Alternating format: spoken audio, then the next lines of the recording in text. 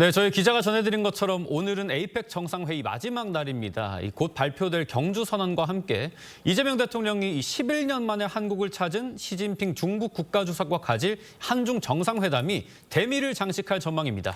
사드 사태 이후 얼어붙은 한중 관계가 정상화될 수 있을지 주목되고 있습니다. 전문가들과 자세히 짚어봅니다. 차재원 부산가톨릭대 특임교수, 정광재 전 국민의힘 대변인, 김열수 한국군사문제연구원 안보전략실장, 봉영식 연세대학교 개건교수 나오셨습니다. 안녕하십니까? 네, 안녕하세요. 네, 먼저 이제 곧 한중 정상회담이 있을 예정이기 때문에 그 내용 먼저 좀 짚어보겠습니다. 어제 에이펙 정상회의가 본격적으로 개막을 하면서 이재명 대통령과 11년 만에 국빈 방한한 중국 국가주석 시진핑 주석과의 이 첫 대면도 이루어졌는데 그 내용 먼저 한번 보고 오시겠습니다.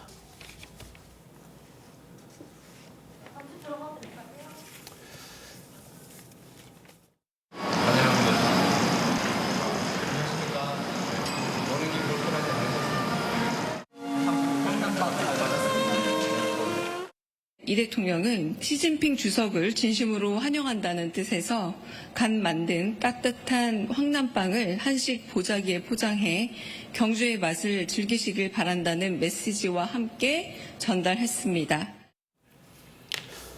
네, 어제 시진핑 중국 국가주석이 황남빵이 맛있다 이렇게 해서 좀 긴장된 분위기가 다소 풀렸다 이런 평가도 나오는데 오늘 정상회담에서도 이런 분위기가 좀 이어져야 될 텐데 봉 교수님 보시기에 이 정상회담의 핵심 의제가 뭐가 될까요?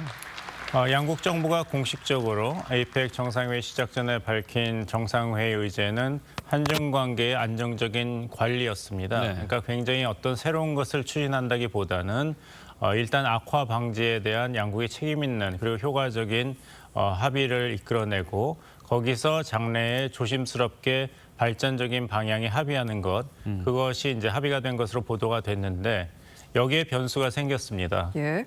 트럼프 미국 대통령과의 만남에서 이재명 대통령이 한국 잠수함에 대한 미국의 핵 원료 지원을 요청을 했죠. 그다음에 트럼프 대통령이 SNS에 필리 조선서에서 한국이 디젤 잠수함보다 더 우수한 핵 추진 잠수함을 건설할 것이다. 난 그것을 승인하였다. 이렇게 얘기를 했어요. 네. 여기에 대해서는 이제 중국 측에서 아직까지는 원론적인 반응만 보이고 있습니다. 한미는 비핵 확산 의무를 다하길 바란다. 그리고 지역 안정 해치는 일을 삼가해야 된다. 이런 선에서 그쳤는데 오늘 오후 한중 정상회담에서는 정상들끼리 만나니까요. 네. 어떤 식으로 이 문제가 다루어질지 주목이 됩니다. 네, 어제 경주 에이펙 정상회의 첫날이었는데 이 중국 정상은 뒤에서 5번째로 입장하는 순서였다고 합니다. 그런데 시진핑 주석 회의장에 맨 마지막에 도착을 했습니다. 우리 정부에서는 내년에 회의를 개최하는 후임 의장국의 예우 차원이다라고 설명을 했는데 일부에선 일부러 늦은 거 아니냐 이런 시각도 있거든요. 최선희 외무상이 왜 갑자기 러시아와 벨라루스를 방문을 하게 되었는가? 북한식의 어떤 의사표현이 아니었는가 이런 얘기가 나왔지 않습니까? 예.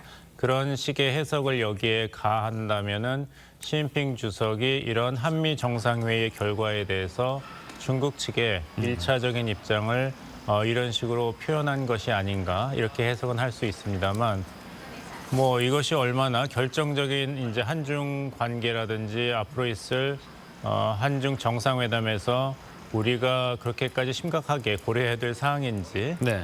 어차피 나와야 될 문제고 양쪽이 합의하고 해결해야 될 문제라면은 어려운 문제면 어려운 문제라도 다룰 수밖에 없겠죠. 네.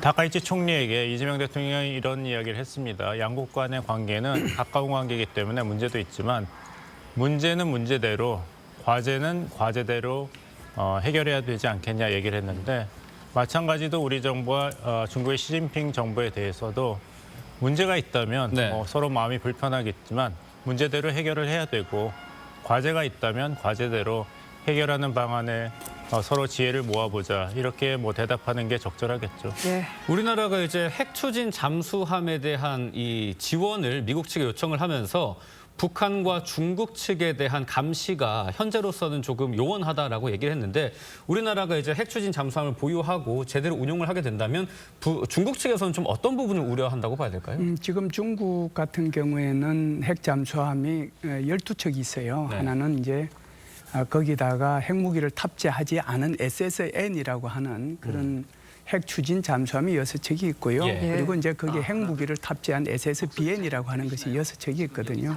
그 12척이 지금 돌아다니고 있는데 지금 서해 지역 쪽으로 또는 이제 우리 한국 해역에 얼마나 자주 출몰 하는지는 아무도 알 수가 없어요.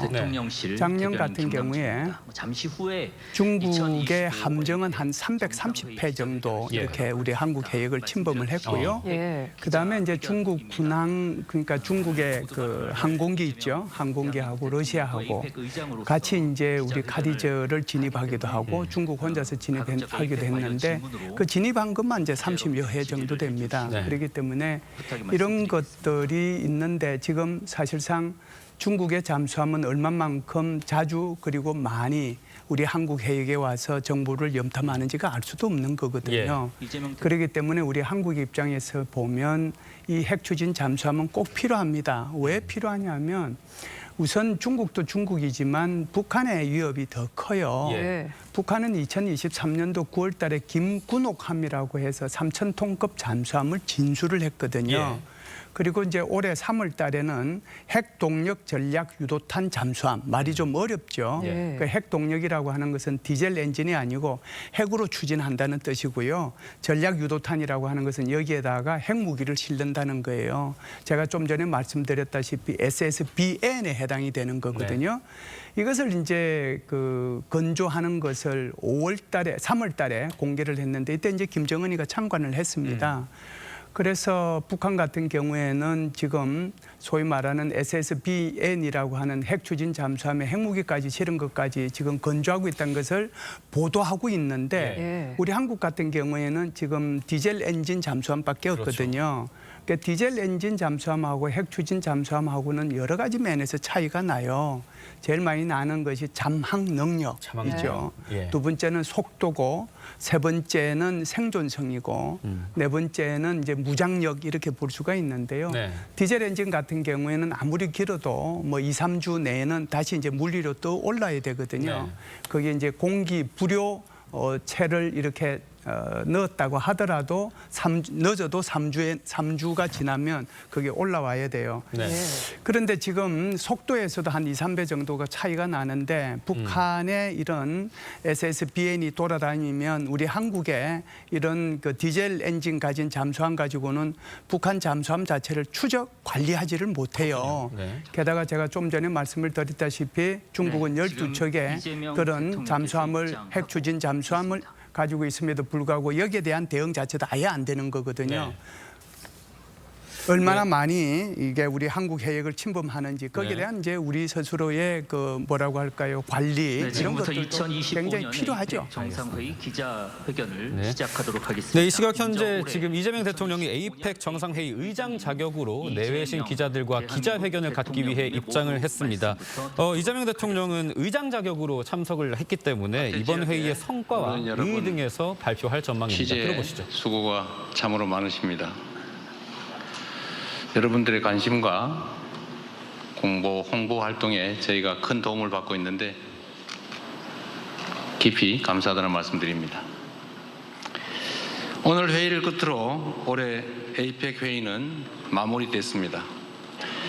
지난 1년간의 치열한 토론과 정상회의 기간 내에 이루어진 논의를 바탕으로 만들어진 공동의 성과에 대해서 말씀드리겠습니다.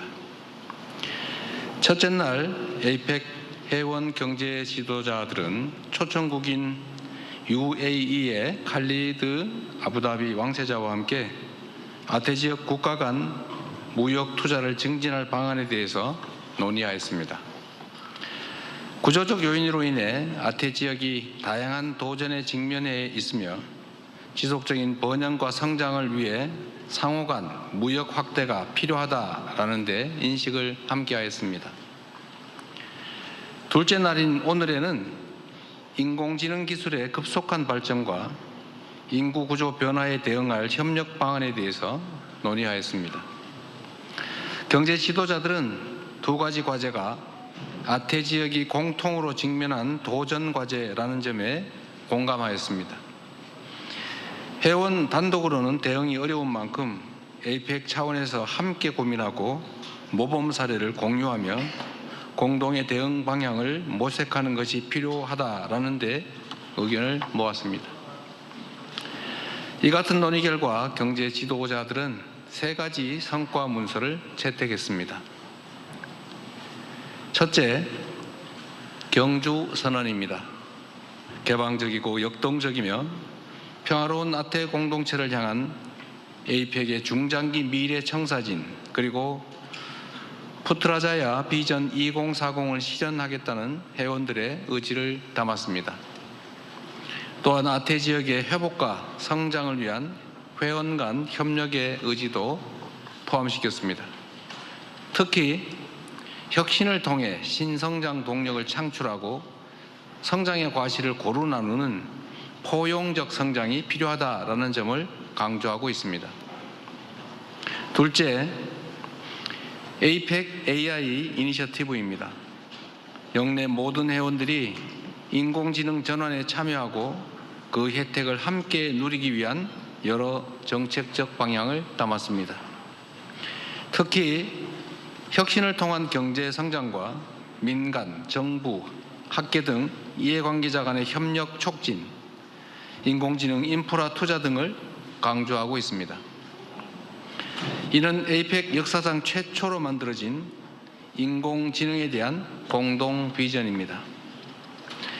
대한민국은 AI 기본사회 같은 우리의 핵심 비전을 공유하고 이를 통해 아태 지역의 AI 전환에 기여하고자 합니다. 셋째, 에이펙 인구구조 변화 대응 공동 프레임워크입니다. 저출생, 고령화로 인한 인구구조 변화에 대응할 에이펙 회원들의 여러 정책을 제시하고 있습니다. 회복력 있는 사회를 위한 경제 시스템 구축, 기술 혁신을 통한 보건 및 돌봄 서비스 강화, 미래 노동 수요에 대응하는 인적 자원 개발 등 범정부 차원의 종합적 정책 방향과 협력 방안들이 제시됐습니다. 에이펙 최초로 인구구조 변화를 공동 핵심 과제로 인식하고 정책 비전과 협력 방안을 제시했다는 점에서 큰 의의가 있다고 생각합니다. 존경하는 언론인 여러분, 대한민국은 에이펙의 역사적 여정과 언제나 함께 해왔습니다. 2005년 의장국을 맡아 부산 로드맵을 채택했고 올해는 경주 선언으로 에이펙 회원 간 협력을 복원했으며 AI 이니셔티브 및 에이펙 인구구조 변화 대응 공동 프레임워크를 통해 인류 공동의 도전 과제를 함께 해결할 주체로 에이펙의 지평을 확대하였습니다. 이 세 가지 문서는 아태 지역을 평화와 번영의 지역으로 만들겠다는 에이펙 경제 지도자들의 뚜렷한 의지가 함께 모였기에 가능했던 우리 모두의 성과입니다. 이들 문서가 향후 에이펙이 나아갈 길을 분명히 제시할 것으로 자부합니다. 대한민국은 앞으로도 에이펙의 발전과 아태 지역 번영을 위한 여정에 함께할 것입니다. 차기 의장국인 중국을 포함해 모든 에이펙 회원이 경주에서 모은 의지를 행동으로 이어가 주시기를 기대합니다. 그렇게 내일의 변화를 실현해 나갈 수 있으면 좋겠습니다. 마지막으로 지난 1년간 에이펙 정상회의의 성공적 개최를 위해 한마음 한뜻으로 애쓰고 협조해 주신 대한민국 국민과 경주 시민 여러분께 깊은 감사의 말씀을 드립니다. 고맙습니다. 네, 지금부터 질의응답 시간을 갖도록 하겠습니다. 이 지역이나 언어들을 고려를 해서 최대한 많은 분들께 기회를 드릴 수 있도록 하겠습니다. 그리고 그러기 위해서는 많은 기회가 돌아가기 위해서는 언론 매체당 질문을 하나씩만 해주시기를 부탁을 드립니다. 먼저 가운데 줄에서 제일 앞줄에 계신 언론사 중에서 통신사 혹시 계시면 통신사부터 먼저 좀 기회를 드리겠습니다. 마이크를 앞쪽으로 전달해 주시겠어요? 네, 대통령님, 뉴스원의 한재준 기자입니다. 우선 성공적인 에이펙 정상회의 마무리하신 것에 대해서 축하 말씀드리고요. 이제 한 가지 여쭙고 싶습니다. 그 에이펙을 계기로 한반도 평화 변형 의지를 다시 강조하셨고 회원국의 지지도 요청하셨습니다. 하지만 여전히 북한은 대화의 문을 열지 않고 있는데 그 대통령께서 항상 강조하셨던 그 페이스메이커로서 이런 북미 회담이나 이런 것을 어떻게 측면적으로 지원하실지 말씀 부탁드립니다. 네, 에이펙 결과를 성공적이라고 평가해 주신 점 감사드립니다. 한반도 문제는 언제나 매우 복합적이고 어렵죠. 그런데 분명한 것은 한반도의 평화와 안정이 동북아뿐만 아니라 세계 평화에 매우 중요하다는 것입니다. 그리고 평화와 안정은 강력한 억지력도 전제로서 필요하지만 최종 단계에서는 언제나 대화와 타협, 공존, 공영의 의지가 있어야 합니다. 우리 김대중 대통령께서 햇볕 정책이라는 이름으로 누군가의 코트를 벗기려면 센 바람만 불어서는 쉽지 않고 오히려 움츠러들게 하니까 따뜻한 봄날을 만들어서 더 이상 옷을 껴입고 있을 필요가 없게 만들어야 된다, 이렇게 말씀하셨죠. 억지력과 대화, 타협, 설득, 그리고 공존과 번영의 희망, 이런 것들이 있어야 비로소 평화가 또 안정이 가능할 것입니다. 그리고 평화란 무력으로 억압한 상태라든지 아니면 무력을 통해서 전쟁에서 이기는 것을 의미하지는 않습니다. 대량 파괴와 살상 후에 이긴들 무슨 소용이 있겠습니까? 싸워서 이기는 건 하책이요, 싸우지 않고 이기는 것이 중책이라면 싸울 필요가 없게 만드는 평화를 만드는 것이 가장 확고한 평화다, 안보다, 이렇게 말씀드리고 있습니다. 그리고 저희는 실제 이를 실천하려고 합니다. 비록 북측이 대한민국 정부에 대해서 의심하고 화나고 그리고 적대적으로 행동하고 있지만 이 의심과 이 대결적 사고를 또는 대결적 상황 판단을 바꾸려면 상당한 노력이 필요하죠. 어떻게 갑자기 한꺼번에 바뀌겠습니까? 우리가 선제적으로 평화를 위한 북측이 안심하고 남측을 조금이라도 믿을 수 있게 만들기 위한 선제적인 조치들을 이것저것 할 수 있는 범위 내에서 하고 있습니다. 앞으로도 그러한 노력은 계속될 것입니다. 그리고 북측이 여러 계기에 적대적 표현을 사용하는 것도 이건 끝이다, 안 된다라고 생각하지 않고 이 변화의 과정에서 나올 수밖에 없는 하나의 표현이다, 이렇게 생각합니다. 저는 그렇게 생각합니다. 과거보다는 표현의 강도가 매우 많이 완화된 것 같습니다. 네, 상황을 만들고 대화를 요청하고 소통하고 협력할 수 있는 분위기를 만들어가야 하는데 그게 대한민국 정부 혼자서만으로는 어렵습니다. 외신 기자분들이 많이 계셔서 모르실 수 있기 때문에 말씀드리면 한반도는 여전히 휴전 중입니다. 전쟁을 잠시 멈추고 있는 거죠, 법적으로는. 그리고 이 휴전 협정의 당사자는 대한민국이 아니라 미국이었습니다. 그래서 북한은 대한민국이 아니라 미국과 협의해야 된다, 미국으로부터 체제 안전을 보장받아야 된다고 생각하고 실제 그렇게 행동합니다. 그래서 우리가 남북 간의 대화만으로 한반도 문제를 해결하려고 해도 그런 뚜렷한 한계가 있기 때문에 미국의 역할이 중요합니다. 물론 그 외에 중국과 러시아의 역할도 중요하겠지요.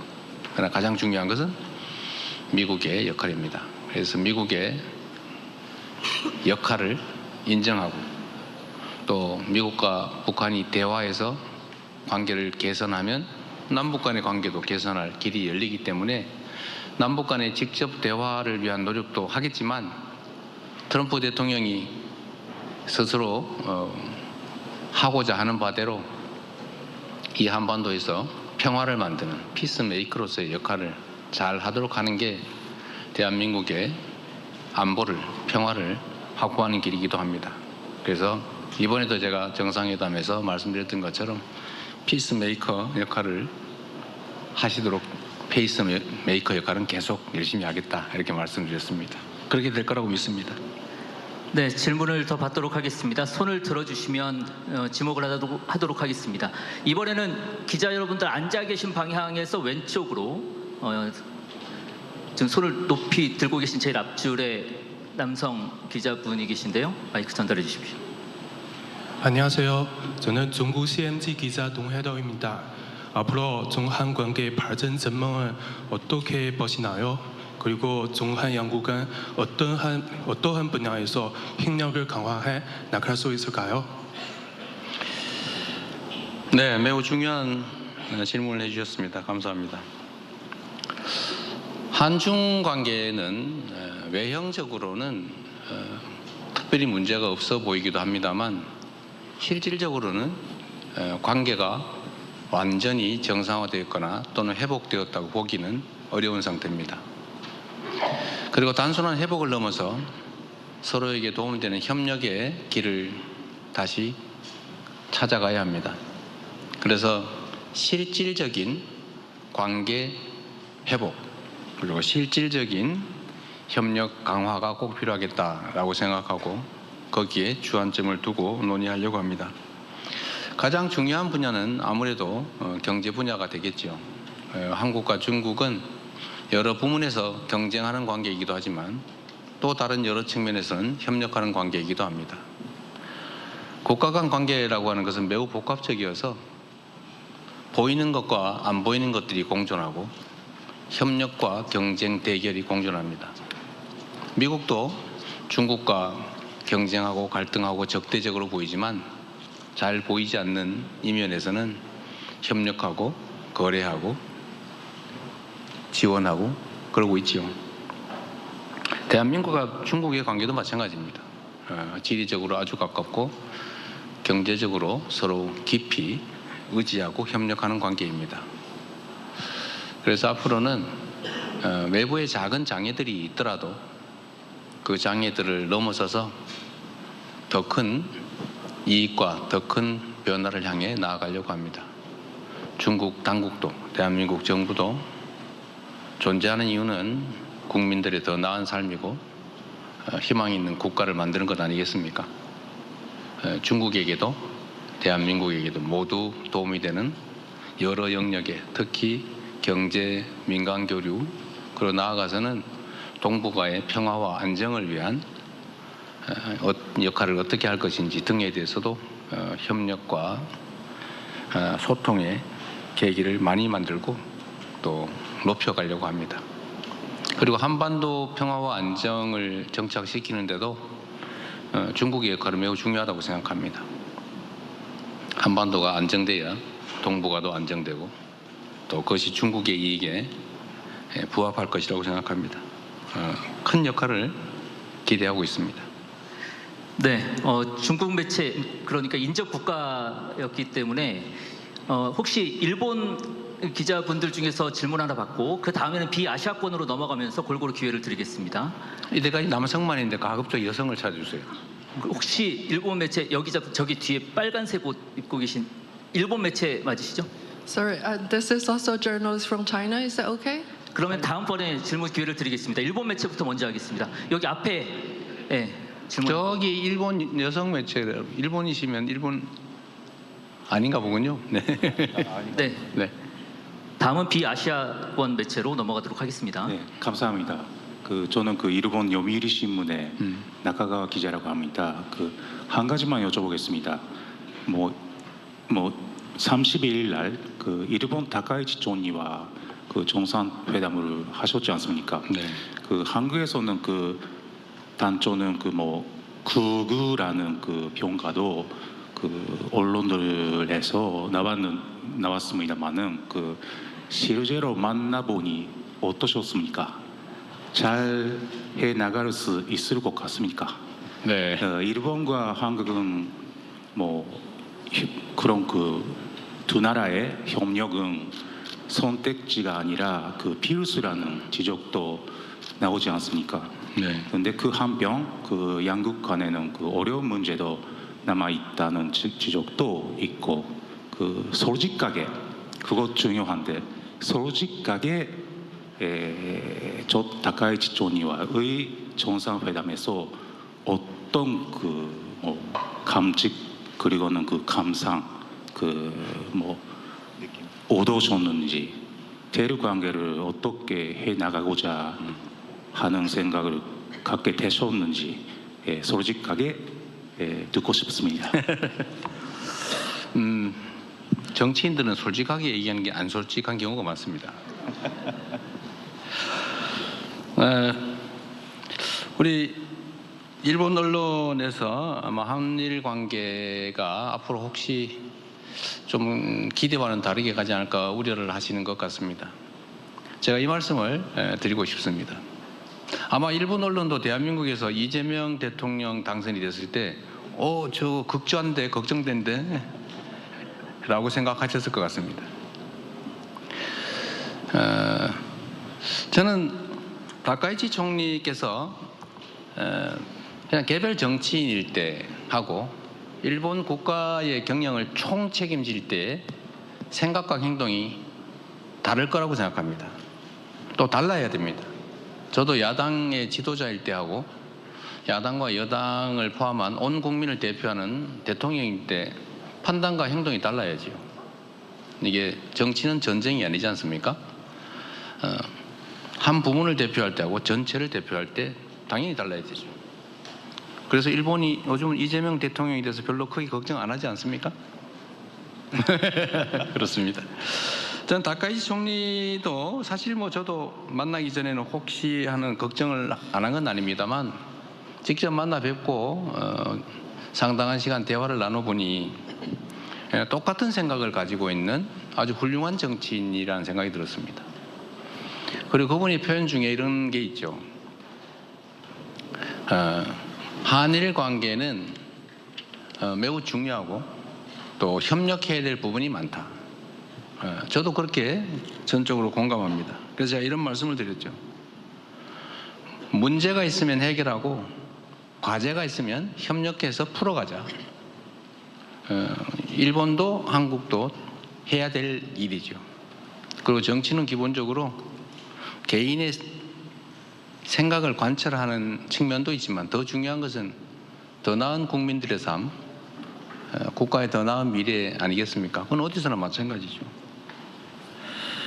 솔직하게 느낌을 말씀드리면 아주 좋은 느낌을 받았습니다. 걱정이 다 사라졌습니다.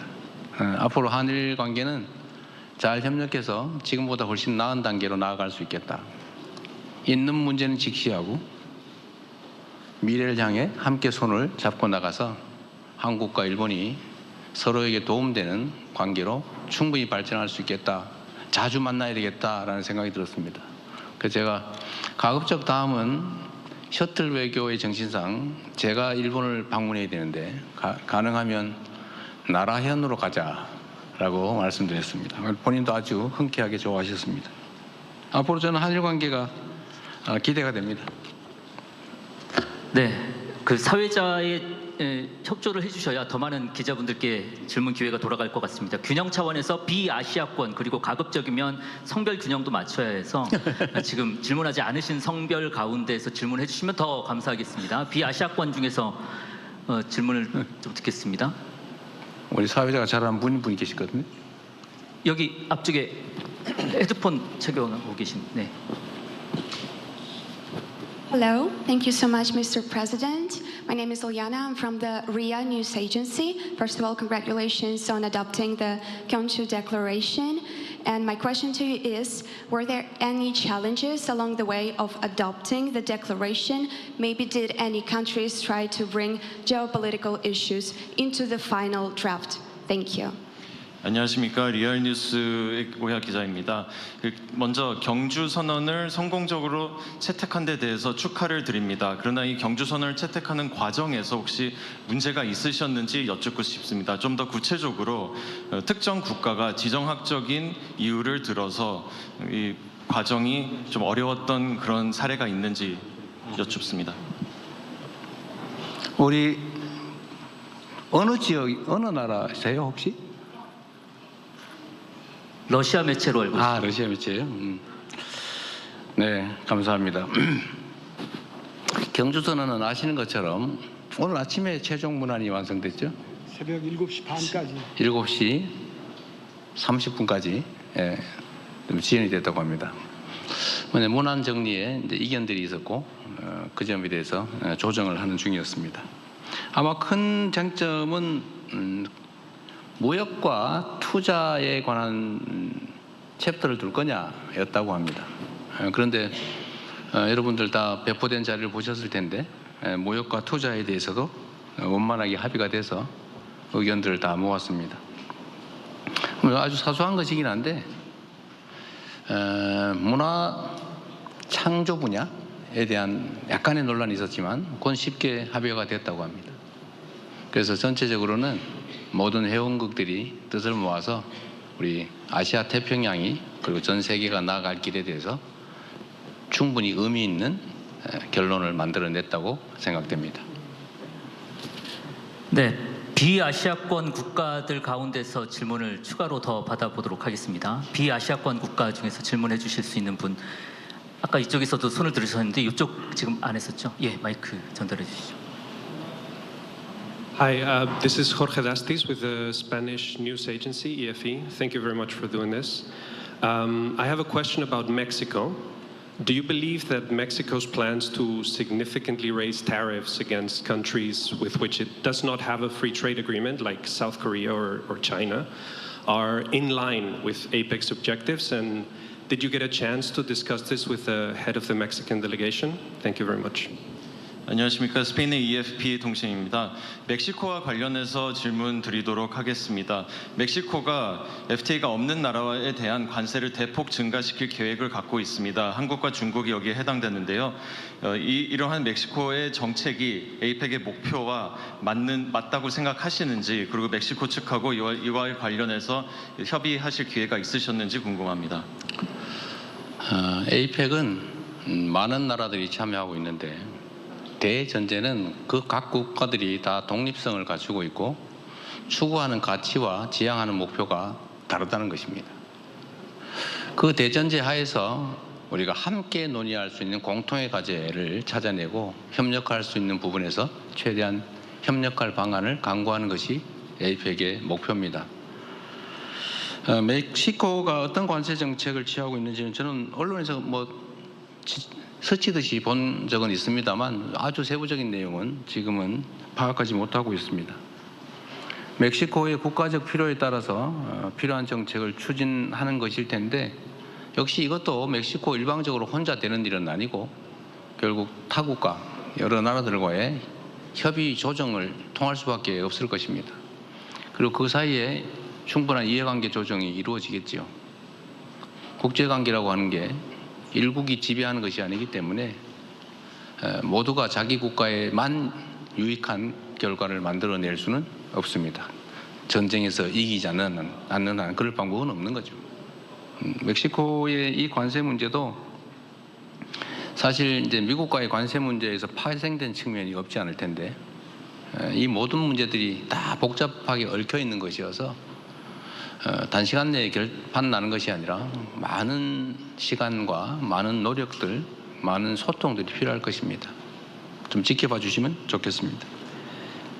네, 저희가 사전에 공지해드린 대로 이 기자회견은 1시 반까지 진행이 되는 기로 되어 있었고 지금 1시 29분이 됐습니다. 마지막으로 기자분 질문 하나를 더 받아야 될 텐데 이번에는 대통령께서 한번 마지막 질문을 결정해 주시면 어떨까요? 이게 국내 기자분들은 아까 한 번밖에 안 한 것 같은데. 한 번밖에 못했습니다. 네. 네, 아주 애절하게 보고 계신 우리 장 기자님. 뒤편으로 마이크를 전달해 주시겠습니까? 네. 장윤선 기자님. 네, 여성이기도 해서. 네. 성별 안배를 했다는 점 말씀드립니다. 네, 취재 편의점 장윤선 기자입니다. 대통령님 질문할 수 있는 기회 주셔서 너무 감사드립니다. 사심이 약간 있었습니다. 네, 너무 감사합니다. 사실 우리 국민들 입장에서 보면 12.3 비상계엄과 내란을 극복하고 빛의 혁명으로 탄생한 국민주권 정부가 넉 달 만에 이렇게 행사를 잘 치를 수 있다는 것만으로도 매우 감회가 깊다. 그리고 굉장히 정성을 많이 들였다라는 것을 곳곳에서 느끼게 됩니다. 갓 구워낸 황남빵부터 시작해서 기자실에 정말 많은 간식들이 있었습니다. 실제 대통령님께서 이 회의를 준비하고 진행하는 과정에서 개인적으로 가장 인상적이었던 장면은 어떤 장면이고 그리고 또 가장 난감했던 순간은 어떤 때인지 말씀해 주시면 좋겠습니다. 네, 좋은 질문 감사드립니다. 홍보할 기회를 주신 것 같네요. 사실 이런 대규모 국제대회는 대체적으로 끝나고 나면 이런저런 불편함이나 또 부족함 때문에 말이 많이 있게 마련입니다. 그런데 지금까지 파악한 바로는 정말 큰 문제, 특별한 문제 없이 잘 넘어가고 있는데 마지막 순간까지 잘 관리하도록 하겠습니다. 국제 행사이긴 하지만 국무총리께서 여길 10번 오셨다고 합니다. 과거와 같은 혹이라도 있을 수 있는 여러 가지 경호, 안전, 교통, 통신, 편의시설 문제 이런 문제들에 대해서 꼼꼼하게 잘 챙기신 결과로 보여집니다. 인상적인 장면이라고 할 건 특별히는 없는 것 같고 저희가 안전 경호 문제에 많이 신경을 썼는데 그게 다행히 잘 정리됐다는 생각이 듭니다. 특히 미리 걱정됐던 것은 시설물도 시설물이었지만 교통 문제가 매우 걱정이 됐는데 의외로 교통 문제도 큰 문제 없이 잘 처리됐다는 생각이 듭니다. 제가 긴 시간 여러분의 질문에 답하고 있으면 좋겠는데 우리 또 준비하고 그 시진핑 주석과의 또 면담 준비도 해야 되기 때문에 한 분만 더 하고 말도록 하겠습니다. 제가 좀 말을 많이 하는 바람에 질문 못 하신 것 같아요. 네, 마지막으로 한 분만 더 받도록 하겠습니다. 앞에 가운데 줄 하얀색 옷 입고 계신 기자분. Thank you so much. Question from Shenzhen TV. And the APEC meeting will be held in Shenzhen next year. So, President, what's your expectations for next year's APEC meeting? And how will South Korea share its experiencing in hosting the meeting with China to help China hold a successful meeting next year? Thank you so much. 안녕하십니까. 중국의 신진 TV입니다. 내년에 아시다시피 중국 신진에서 에이펙을 개최하게 됩니다. 대통령님께서 내년 중국이 주최하는 에이펙에 대해서 어떠한 기대를 가지고 계신지요? 그리고 내년 에이펙의 성공적인 개최를 위해서 대통령님께서 중국 측에 어떻게 경험을 공유하실 예정이신가요? 제가 시주석님과 어젯밤에 공연을 관람하다가 그 나비가 나와서 이렇게 우리 관중들 위로, 관객들 위로 다니는데 시끄러운 거예요. 나비는 원래 조용히 날지 않습니까? 소리 없이. 그래서 제가 시주성님한테 나비는 원래 조용히 소리 없이 나는데 이 나비는 소리가 납니다. 그냥 모터 소리겠죠. 그래서 내년에는 나비가 소리 나지 않는 진짜 나비를 만들어서 날려주면 좋겠다 이런 말씀드렸습니다. 그랬더니 시주석께서 노래하는 나비를 만들어야 되지 않을까? 이렇게 말씀하셨어요. 제가 이 말씀을 드린 이유는 연결성이죠. 에이펙은 지금까지의 성과를 기반으로 더 나은 미래를 끊임없이 만들어 나가는 기구입니다. 중국에서 열리는 내년 신진 APEC도 지금 이번 경주보다는 훨씬 더 성공적으로 치러져야 되겠죠. 더 나은 의제, 또 그 사이 1년 동안 더 많은 아시아 태평양의 발전이 있어야 될 것입니다. 그리고 내년 신진 APEC 총회를 넘어서서 또 다른 새로운 미래를 전향적으로 또 희망적으로 만들어 가야 되겠죠. 시진핑 주석님과 우리 중국 국민들이 잘 준비하실 거라고 기대합니다. 저도 내년 신진에서 여러분들 다시 만나도록 하겠습니다. 고맙습니다. 네, 대통령님 마무리 말씀 뜬 네, 이것으로 보신 것처럼 이재명 대통령이 기자회견을 통해 에이펙의 주요 성과와 의의에 대해 밝혔습니다. 문안 정리 이견은 있었지만 경주 선언을 채택했다고 밝혔고요. AI 이니셔티브, 인구 구조 변화 대응 등 이 세 가지 성과 문서를 채택을 했다고 소개했습니다. 이 대통령 기자회견 어떻게 보셨는지 설명을 해주시죠. 제가 먼저 말씀드릴까요? 일단 이재명 대통령 취임 후 얼마 안 돼서 개최되는 우리나라에서 개최되는 다자 회의였습니다. 네. 그래서 많은 관심들이 쏠렸죠. 저는 뭐 이 정도면은 뭐 성공적인 다자 회담이었다고 평가합니다. 뭐 정파성을 떠나서 우리나라의 여러 정상들이 왔고 그 과정에서 경주 선언이 채택될 것이냐 이것에 대한 관심이 많았는데 그래도 문화 창조 산업을 함께 육성해 나가자는 원론적인 의미의 선언과 함께 또 하나는 AI 이니셔티브를 발표했는데 이 AI 이니셔티브와 관련해서는 각국의 정상이 AI와 관련해서 공동 선언을 마련한 게 처음이라고 해요. 네. 지금 AI의 기술 발전 에 따라서 뭐 국가 간 양극화가 진행되고 있는데 이러한 그 AI 혁명을 어떻게 모든 국가들이 함께 공유할 수 있는가 이런 것과 관련한 로드맵을 만들었다는 데 대해서도 의미가 있다고 생각합니다. 안보와 관련한 얘기들이 많이 나왔어요. 이 부분에 대해서는 차츰 이야기를 하겠지만 일본과의 관계 어떻게 가져갈 것인지 전 긍정적으로 평가했습니다. 이렇게 진보 진영, 좌파 진영에서 배출한 대통령이 일본과의 관계에서 전향적인 메시지를 내는 것이 저는 국익 차원에서는 옳은 길이었다고 평가하기 때문에 의미 있게 들었고요. 중국과 관련해서 이제 핵 추진 잠수함 관련한 논의가 과연 중국과의 관계를 어떻게 가져가면서 그걸 유연하게 할 것인가 이 부분이 관건이 될 것 같습니다. 네. 차 교수님 부탁드립니다. 예, 오늘 뭐 이재명 대통령의 모두 발언과 기자회견에서 제가 파악한 포인트는 세 가지인데요. 첫 번째는 경주 선언을 채택했다는 것인데요. 사실 이번 APEC이 폐막되면서 공동 선언을 채택하지 못할 것이라는 우려가 상당히 컸었습니다. 예. 과거 트럼프 대통령이 집권을 하던 1기 때 2018년 파푸아뉴기니 때는 공동 선언을 채택하지 못했어요. 당시 아메리카 퍼스트, 소위 미국 우선주의를 내세웠던 미 행정부 입장에서는 보호무역주의를 강하게 주장을 하는 바람에 이 자유무역을 추진하고 있는 이 APEC하고 충돌하는 바람에 채택을 못했는데 이번에도 그런 그 전례를 밟지 않을까라는 우려가 있었는데 오늘 결국 채택이 됐다는 것이죠. 사실 이재명 대통령도 기자회견에서 이야기를 했습니다만 무역과 투자 챕터를 두느냐 마느냐 문제가 있었지만 결국 챕터를 두기로 했다는 것 자체가 상당히 한 걸음 나아간 것이라는 생각이 들고 거기에 담긴 것이 개방과 포용이라는 측면도 본다고 한다면 미국의 일방적으로 지금 이 여러 가지 관세 협정과 관련된 이 지금 추진을 하고 있습니다만 그러나 절대 다수의 회원국들은 개방과 포용을 통한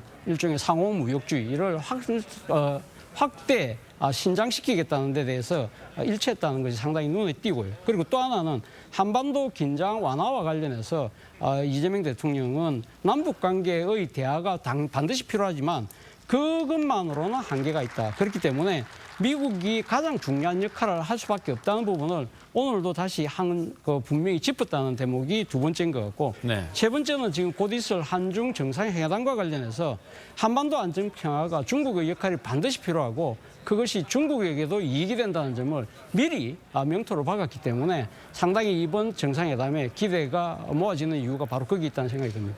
이 경주 선언 같은 경우는 회원국 만장일치가 없으면 채택이 되지 않기 때문에 이 무역과 투자 부분에 이견이 있지 않았을까 상당히 궁금했는데 채택이 됐습니다. 아무래도 저희가 세부 내용을 확인을 해야겠습니다만 다자 무역과 자유 무역을 골자로 한 내용일 걸로 보입니다. 그런데 이 미국 측은 트럼프 행정부 출범 이후에 게 이 보호무역을 내세우면서 자국 우선주의를 주창하고 있기 때문에 그 부분에 대한 반발이 없을지도 의구심이 있었거든요. 그런데 미국 측의 반발을 좀 저희가 관리했다 이런 분석도 좀 가능해 보입니다. 그렇습니다. 왜냐하면 이제 시진핑 주석의 이제 발언을 보면은 에이펙 정상회의에서 다자주의 그리고 WTO를 중심으로 한 다자 무역 그 주의를 회복해야 된다 이런 주장을 했어요. 그래서는 어뜻 듣기에는 1945년 이후 미국이 중심이 돼서 구축한 자유무역 질서 그리고 개방된 세계 경제를 다시 복원해야 된다는 이야기로 들리겠지만 그 시간을 좀 좁혀서 생각한다면 트럼프 행정부 출범 이후로 미국의 보호무역 정책 때문에 세계 경제가 위축돼 있다.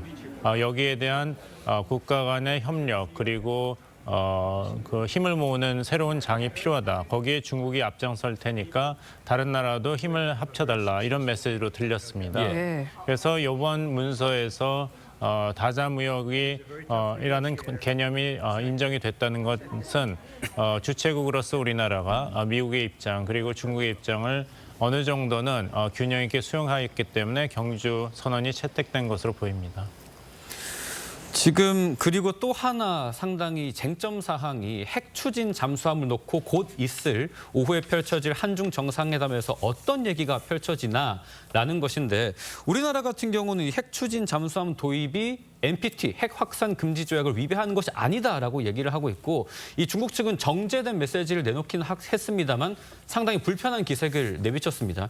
실장님이 보시기에 핵 추진 잠수함 보유 자체가 NPT를 위배한다라고 볼 수 있습니까? 그렇지는 않죠. NPT 조약 제2조에 보면 핵무기의 개발 그리고 핵무기의 보유 그리고 이전 이걸 이제 금지하는 것만 돼 있거든요. 그런데 핵 추진 잠수함이라고 하는 것은 핵무기가 아니잖아요. 그러니까 동력을 핵 물질을 사용해서 그 동력을 넣는 거거든요. 그렇기 때문에 우리 외교부에서도 중국 외교부의 대변인 이 발언에 대해서 바로 이제 우리가 거기에 반박声明을 냈지 않습니까?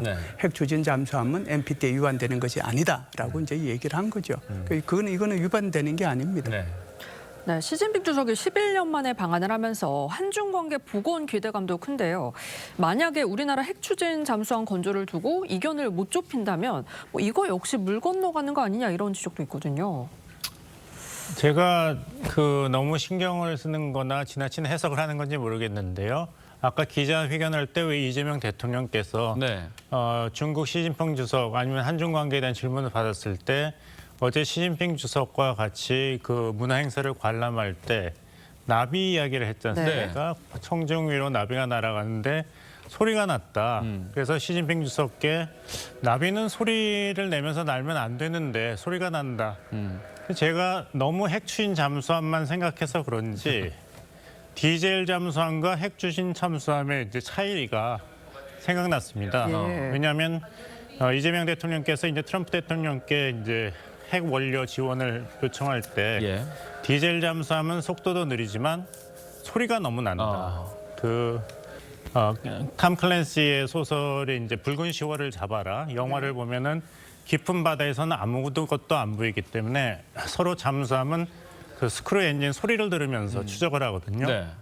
근데 북한 디젤 잠수함이 소리가 너무 크기 때문에 우리 디젤 잠수함으로 100% 제압이 가능합니다. 그래서 북한의 현재 잠수함을 제압하는데 우리가 굳이 핵 추진 잠수함을 도입할 필요는 없어요. 근데 여기에 변수가 아까 김일수 소장님께서 말씀하신 대로 북한이 김근옥 영웅함 같은 핵 추진 잠수함 개발에 먼저 성공한다면 어떻게 하느냐. 그리고 또 하나는 서해에서 지금 중국의 잠수함들이 활동을 하는 것 같은데 우리의 디젤 잠수함이 그 소리를 잡질 못한다. 여기서 미국의 지원이 필요하다 이거거든요. 근데 그 나비 얘기를 굳이 시진핑 주석께 하면서 나비는 소리가 나지 않아야 되는데 그 말은 디젤 잠수함은 소리가 나는데 만약에 한국이 핵 추진 잠수함을 도입한다면 소리가 나지 않습니다. 그렇다면 서해에서의 우리 해군이 중국 해군을 견제하는데 완전히 판도가 바뀌게 되는데 이 얘기를 굳이 왜 이재명 대통령께서 한중 정상회의를 앞두고 하셨는지 이것이 제가 너무 많은 생각을 하는 것인지 아니면 이재명 대통령의 생각이 거의 꽂혀 있어서 이런 발언이 나왔는지 한번 흥미롭습니다. 봉 교수님의 해석도 저희가 좀 유의미하게 판단을 해봐야 될 것 같고 이번에는 좀 두 분한테 한중 정상회담 전망을 좀 여쭙고 싶은 게 이제 얼마 전에 있었던 미중 정상회담 같은 경우도 뭐 대만 문제나 러우 전쟁 휴전 같은 민감한 의제는 좀 제외하고 그동안 소원했던 양국 관계를 복원하는 것에 집중했다라는 시각이 있었거든요.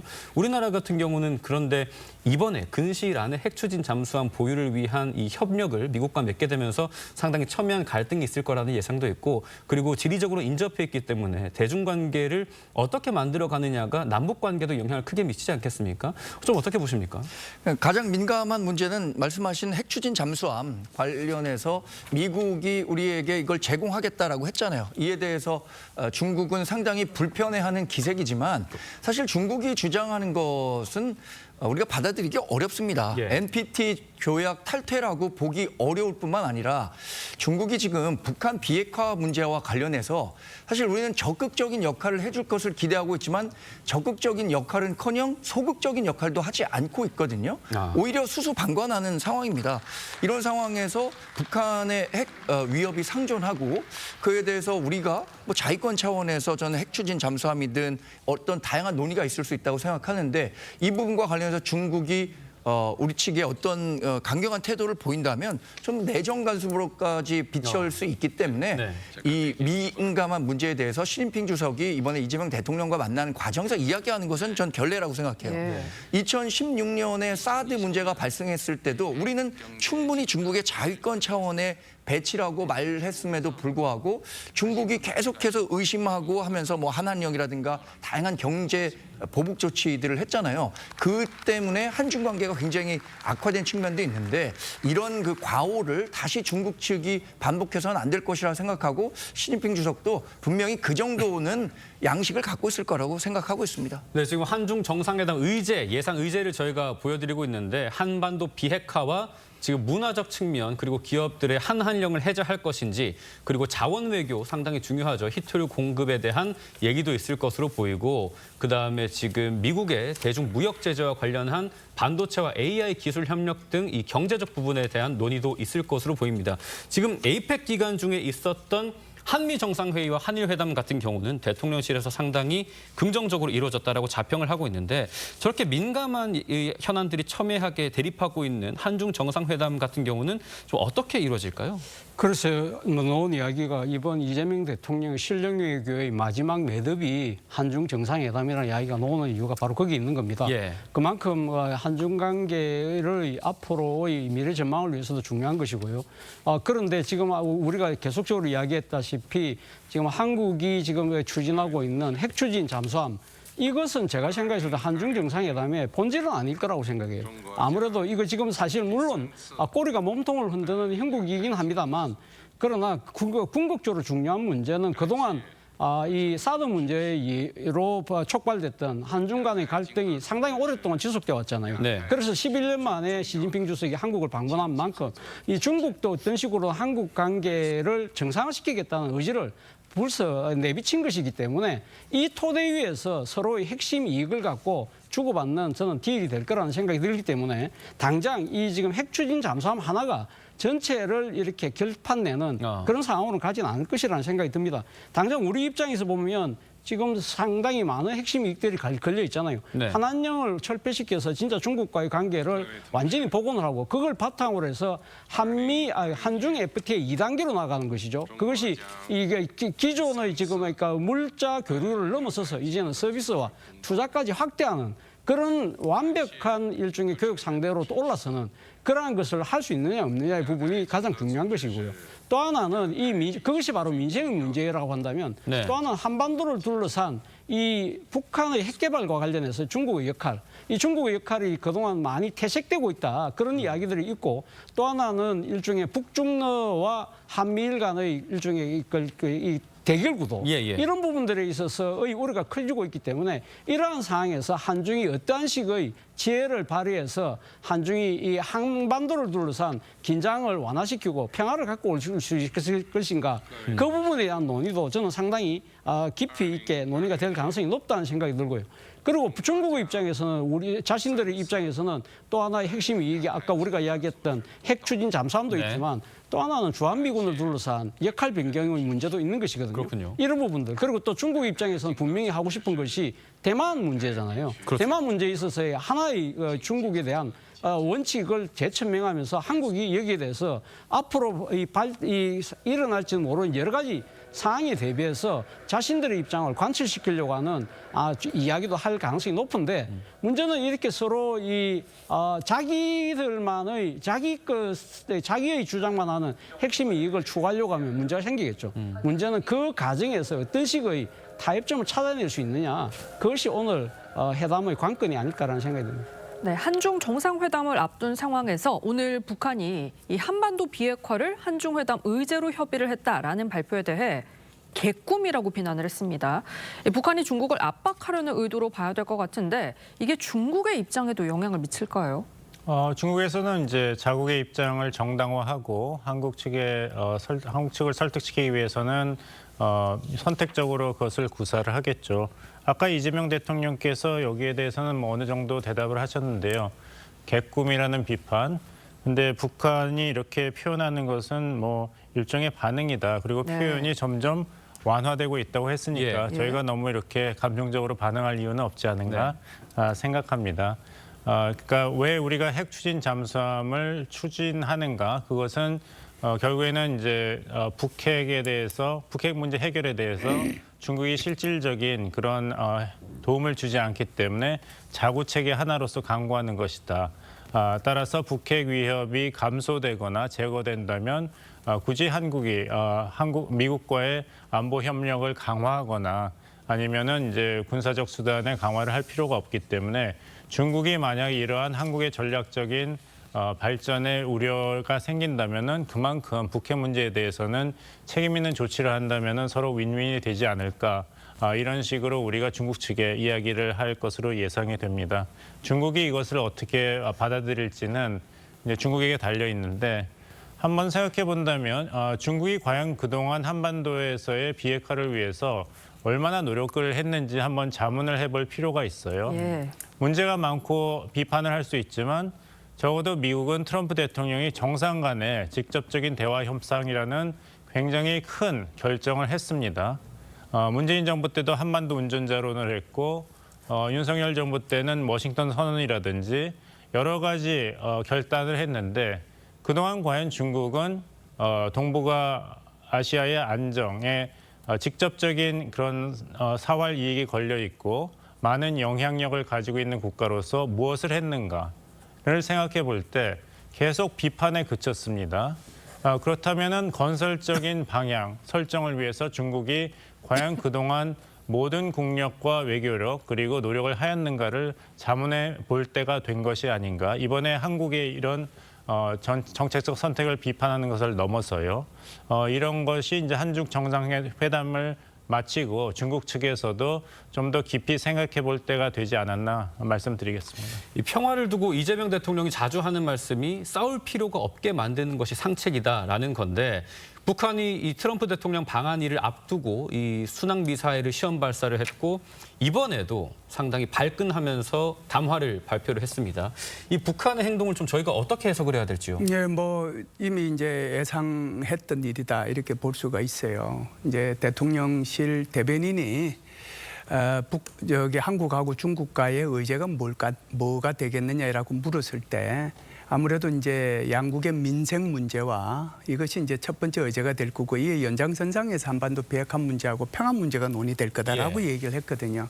그거 나오자마자 오늘 아침에 여기 바로 외무상 부상이 개꿈이다라고 얘기를 했거든요.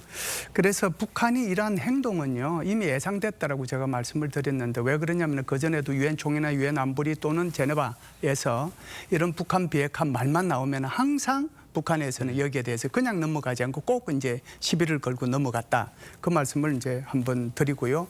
두 번째는 이제 좀 전에 이제 논의가 됐습니다만은 우리 오늘 중국하고 한국하고 이제 한미 정상회담이 있는데 제가 볼 때는 이 핵 추진 잠수함 문제는 한번 논의는 하고 넘어가는 것이 좋겠다라는 생각이 듭니다. 왜 그러냐면 어제 있었던 중국하고 일본의 정상회담을 보면은 그게 참고가 될 텐데요. 중국과 일본 사이에서도 처음에는 예를 들어서 뭐 시진핑 주석이 역사인식을 똑바로 가져야 된다. 일본이 그렇게 얘기를 했고, 그리고 이제 일본은 남중국해, 동중국해에서의 그런 현상 변경은 안 된다. 그리고 이제 홍콩 인권 문제까지 거론을 했거든요. 굉장히 불편한 얘기를 했어요. 그럼에도 불구하고 그 부분은 앞부분에서 걸르고 그 뒤에 어떻게 이제 협력을 해 나갈 것인가에 방점을 두고 이제 논의를 많이 했단 말이죠. 그래서 오늘 같은 날도 아마 이 부분에 대해서 충분하게 한번 말씀을 하고 넘어가는 것이 오히려 좋다. 옛날 사드 문제가 터졌을 때도 시진핑 주석이 오해한 부분이 많거든요. 그래서 이랬을 때 사실상 지금 북한의 핵 잠수함이 어느 정도 수준인지 거기에 대해서 얘기를 하고 왜 이것이 우리가 필요한지 그렇게 얘기를 함으로써 오히려 그 의문을 해소시키는 것이 필요하지 않는가라고 보고요. 또 마지막으로 이제 세 번째 제가 말씀드리고 싶은 것은 중국이 여기 이제 우리 봉 박사님께서도 말씀을 하셨지만 이 한국의 핵 추진 잠수함에 대해서 뭐라고 얘기할 게 못 돼요. 왜 그러냐면 2016년도, 2017년도 북한이 그렇게 핵 미사일 실험을 하고 그랬을 때 유엔 안전보장이사회에서 대북 제재 결의안을 4개 그리고 3개 해서 총 7개를 통과시켰는데 그 핵심 내용이 북한으로 들어가는 모든 물자, 북한으로부터 나오는 모든 물자를 다 통제하는 것이었어요.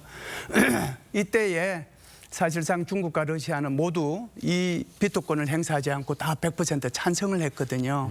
그런데 2019년도 이후에도 하노이 회담이 결렬된 이후에 지금까지 북한이 그렇게 유엔 안전보장이사회 결의안을 위반함에도 불구하고 지금 현재 중국이 취하고 있는 스탠스는 계속해서 유엔 안전보장이사회 결의안이 통과되지 못하도록 하고 있을 뿐만이 아니라 지금 현재 대북 제재 결의안을 해제시켜달라고 오히려 역결의안을 내고 있을 정도고 또 지난번 9월 3일 날 전성기일 때 김정은이가 중국을 방문했을 때 그때 있었던 북중 정상회담에서는 아예 북한 비핵화 문제라는 단어 자체가 예를 들어서 뭐 이 처음에 서로 얘기할 때나 또는 그 뒤에 어떤 언론 보도에서도 나온 적이 없거든요.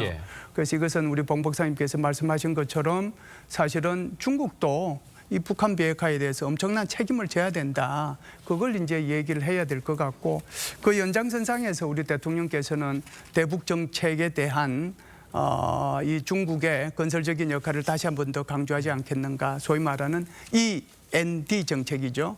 E라고 하는 익스체인지 교류를 하고 노멀리제이션 정상화시키고 디뉴클라이제이션 그러니까 교류와 이 비핵화에 있어서 중국의 건설적인 역할이 필요하다 이 말씀을 꼭 하실 거예요. 그 과정 속에서 이 문제가 나오면 이 문제에 대해서 우리 대통령도 충분히 설명을 해서 오해를 풀어드릴 수 있는 그런 기회로 삼을 수도 있겠다 이런 생각은 합니다. 네, 앞서 이재명 대통령이 기자회견에서 한반도 평화 안정에 중국의 역할이 중요하다 이런 말씀도 하셨는데 지금 지난달 베이징에서 열린 80주년 전승절 열병식에서 시 주석이 외형적으로 북중러 연대 이런 반서방 세력 결집을 강조를 했거든요.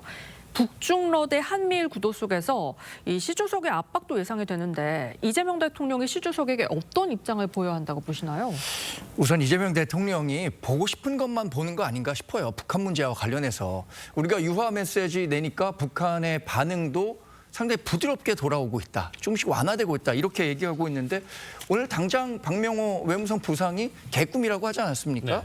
그리고 에이펙 앞두고 미사일 쐈어요. 이 군사 도발을 했습니다. 이런 상황에서 북한이 지금 우리가 이렇게 대화하자고 하니까 뭔가 온건하게 우리 측에 다가오려고 하는 것처럼 느끼고 있다면 저는 그건 오판하고 있다고 생각합니다. 햇볕 정책과 관련한 평가도 하셨는데 햇볕 정책이나 뭐 문재인 대통령이 했었던 한반도 운전자론이나 결국에는 북한의 핵무기 막지 못했고 고도화 촉진했다 이런 평가 받고 있는데 우리가 갖고 있는 이상은 좋습니다만 그게 현실적으로 어떻게 남북 관계에서 적용됐는지 보다 이 냉철하게 한번 살펴볼 필요가 있다고 생각이 들고요. 중국과의 관계에 있어서는 사실 이재명 대통령은 대통령이 되기 이전부터 일종의 친중 프레임을 갖고 있었습니다. 네. 그래서 대통령이 된 이후에 처음으로 시진핑 중국 주석과 만나는데 어떤 입장, 그러니까 아주 중국의 유화적인 메시지를 내기는 어려울 것 같아요. 그리고 중국이 전반적으로 동북아 역학 관계라든가 한반도 문제에 있어서 어떠한 긍정적인 역할도 하지 못하고 있기 때문에 지금 뭐 시진핑 중국 주석의 환심을 사기 위해서 뭐 이런 정상회담에서 실책을 범한다면 그것이 전체 동북아 그 질서에도 도움이 되지 않을 겁니다. 지금 북중로가 밀착하는 와중에 우리나라의 핵 추진 잠수함과 관련해서 북한이 이제 박명호 외무상 부상의 그 명의로 담화를 발표를 했고, 그런데 이제 이재명 대통령은 조금 전 기자회견에서 과거보다는 북한의 어떤 비난 수위가 낮아진 것 같다 이렇게 자평을 하셨거든요. 네. 어떻게 보셨습니까? 일단 뭐 지금 그러니까 담화를 낸 주체가 김여정 뭐 노동당 부부장이 아니잖아요. 만약에 김여정 부부장이 이야기를 했다고 한다면 이 담화의 톤이 상당히 우리가 더 무겁게 받아들일 수밖에 없는 상황인데 지금 외무성 부상이 이야기를 했어요. 그 외무성 부상은 뭐 지금 보도에 따르면은 뭐 중국 담당 부상이라고 그래요. 그렇기 때문에 아무래도 이 한중 정상회담을 앞두고 북한 입장에서는 상당히 중국이 일종의 한국의 손을 넙죽 잡지 않을까. 거기에 대한 나름대로의 두려움, 뭐 이런 부분들에 대한 견제구가 아닐까 하는 생각이 들고요. 네. 뭐 그렇긴 합니다만 어차피 뭐 그동안의 북한의 일종의 뭐랄까요 관성적인 태도를 본다고 한다면 이런 담화가 안 나오는 것 자체가 좀 더 오히려 이상할 정도라는 생각이 들기 때문에 상당히 의례적인 수순의 대응이라는 생각도 지울 수 없다는 것이고, 그렇기 때문에 그 문제에 대해서 북한의 반응을 갖고 이번 한중 정상에 임하는 우리 태도가 뭐 이렇게 전략이나 이런 것이 바뀔 필요는 없다는 생각이 들고, 결국 이 지금 한반도 문제에 있어서의 중국의 역할은 정말 중요한 부분은 우리가 인정할 수밖에 없잖아요. 그렇다고 한다면 그동안의 중국이 우리하고 좀 더 일종의 거리를 두는 일종의 그런 식의 모습을 보였다고 한다면 이번 한중 정상회담을 계기로 해서 이 한반도의 평화가 아까 대통령이 이야기하셨던 것처럼 중국에게도 분명히 그러니까 도움이 되는 만큼 적극적인 역할을 해서 어떤 식으로는 이재명 대통령이 지금 천명하고 있는 END 그러니까 교류와 정상화, 비핵화로 가는 이 3단계에 대해서 중국의 역할 그리고 적극적인 지지를 아마 오늘 어떤 식으로든 끌어내지 않을까라는 생각을 갖고 있습니다. 네, 저희가 이런 가운데 이재명 대통령 지지율 추이도 좀 살펴보겠습니다. 갤럽 여론조사에 따르면 이재명 대통령의 국정 지지율이 2주 연속 상승해 이 조사 결과 57%로 나타났습니다. 긍정, 부정 평가 이유가 모두 외교였거든요. 이거 어떤 의미가 있다고 보시나요? 일단 그 에이펙이라는 다자 회의 우리나라에서 개최하는데 성공적으로 치렀다는 평가가 작용했을 것 같아요. 긍정 평가에서 말하는 외교는 아마 에이펙을 비롯한 다자 외교에서 비롯됐다고 생각합니다. 근데 두 번째 그 부정적인 평가도 외교였거든요. 그리고 주요한 원인 가운데 또 하나는 친중 성향이 또 차지했어요. 여기서 말하는 외교는 아마도 한미 관세 협상 과정에서 지금 굉장히 포장을 잘해서 잘된 협상이다라고 설명을 하고 있지만 실제 미국 측과 우리가 설명한 것이 다르고 일정 정도의 불확실성을 여전히 해소하지 못한 것 아닌가라는 부분에 대한 우려가 반영됐다고 생각합니다. 그러니까 긍정평가에서는 다자 외교, 부정평가에서는 한미 관계와 관련한 관세 협상, 이게 부정평가로 작용하지 않았을까 평가해 봅니다. 네, 갤럽 조사가 이제 지난달 28일부터 30일까지 이루어졌는데 에이펙 회의를 임박하고 이제 그러한 기대감이 반영됐을 것으로 보인다라는 말씀이시고, 차 교수님 보시기에는 이제 긍정과 부정평가 요인에 모두 외교가 있는 이 상황 어떻게 좀 봐야 될까요? 아무래도 뭐 그거죠. 그러니까 가장 뭐 지금 지지율이 오르는 셋이 그러니까 상승 분위기를 지금 타고 있는 무드라고 한다면 상당히 긍정적으로 봐올 필요가 있는 것인데, 아무래도 외교라고 하면 가장 결정적인 것은 29일 날 있었던 한미 정상회담을 통해서 우리가 관세 협상을 타결했다는 것이죠. 그런데 그 타결했던 내용 자체가 일본과를 많은 사람들이 비교를 하잖아요. 일본보다 훨씬 잘했다는 것이 대한민국 모든 전문가들 일치된 견해거든요. 네. 그런 부분들이 저는 상당히 긍정적인 요소로 작용한 것이 아닐까라는 생각이 들고요. 또 한편으로는 지금 한미 관세 협상이 타결되긴 했습니다만, 그러나 여전히 우리가 한미 FTA 단계 때는 이 관세가 0이었는데 그럼에도 불구하고 지금 15%를 또 어차피 내야 되는 네. 그러한 상황에 대한 불만도 약간은 부정적으로 작용하지 않았을까라는 생각이 듭니다. 네, 지금까지 공식 폐막한 에이펙 정상회의 내용과 곧 있을 한중 회담 내용까지 네 분과 짚어봤습니다. 오늘 말씀 감사합니다. 감사합니다.